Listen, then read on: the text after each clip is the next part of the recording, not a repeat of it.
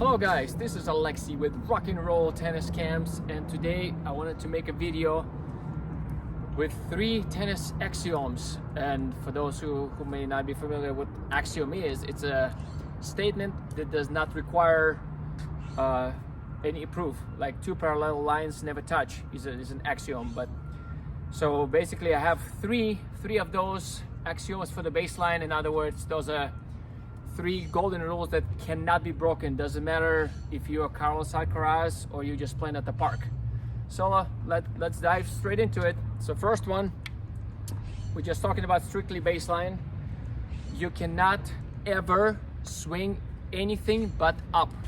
So never ever can you swing down from the baseline or even straight into the ball. So everything 100% of the time from the baseline, you're gonna have to get under the ball and lift it over the net. So the question is not whether you should be swinging up, the question is how much up you will need to swing. So the lower the ball, the more lifting you're gonna make. The higher the ball, the less requirement you will have, but you still could do very high one, so that will still require a pretty big drop. But pretty much to the T, newer but even experienced players take this bait. As soon as they see high ball at the baseline, they automatically swing down, of course resulting in a net. So that's the mind trick you always have to have. High balls especially, do not take that bait, get under the ball. So 100%, that rule cannot be broken. Okay, so you have to be very careful with that one. So second one is you have to adjust to every single ball. So no 2 balls are coming exactly the same to you. There's always some variation. So you're gonna have to be adjusting to every single ball. So in the adjustment is gonna be based on 3 factors. So factor number 1, the height of the ball.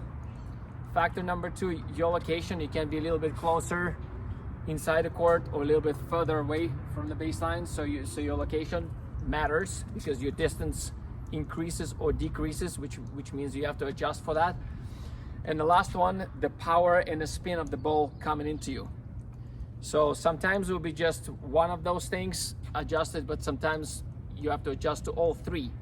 So for example, let's say you have to step in a few feet inside the court, so you have to make already adjustments. So your distance for the flying ball is going to decrease by a few feet. So that has to be just a little bit more spin on this one. Let's just say in addition to that, the height dropped very low.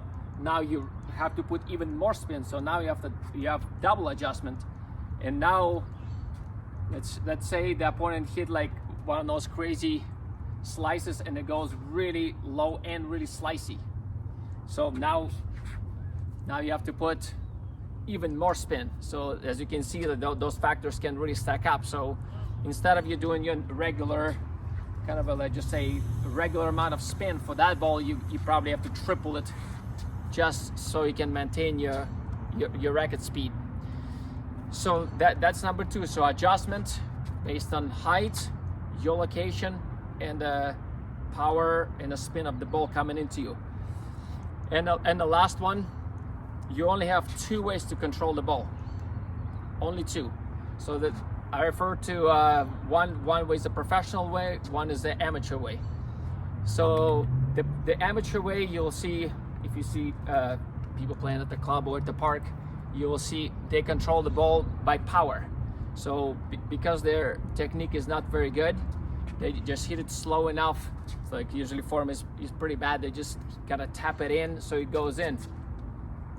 Because if they try to hit it hard, that form is gonna result that ball going over the fence into somebody's car. So first way to control the ball is manipulate power. So second one is the professional way. You manipulate the ball and the energy the ball receives by spin. So that allows you to swing fast across the board, but you vary how steep your line goes. So for less spin or for even flat ones, you'll just go more horizontally and you'll drive more. If you want to go for the ball to go a little slower, you'll go sharper up, even though you did not slow your racket down, but the presence of the ball on the strings is going to be shorter, therefore the ball is just going to smudge, resulting in a lot of spin and not as much power. So power and spin are going to be the big two ways that you're going to control the ball, and professionals can do both.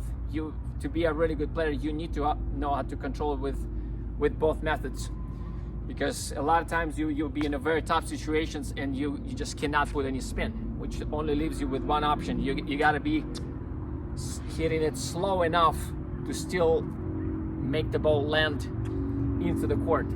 So those are the three axioms. Like I said, they're true for anybody who's playing. It doesn't matter. You have to be swinging up from the baseline 100%. Everything you touch from the baseline, even if it's a bad form, it's gonna be up. So second one, you adjust to every single ball that's coming in. And number three, you control the ball either by spinning it and swinging fast, or not swinging fast and controlling it by power. There you have it, guys. If you want me to answer a question about technique that you might have, please drop me a comment. And the other thing is, I'm organizing and in the process of signing campers up for two of the camps, one in Indian Wells during BNP and one for Miami Open.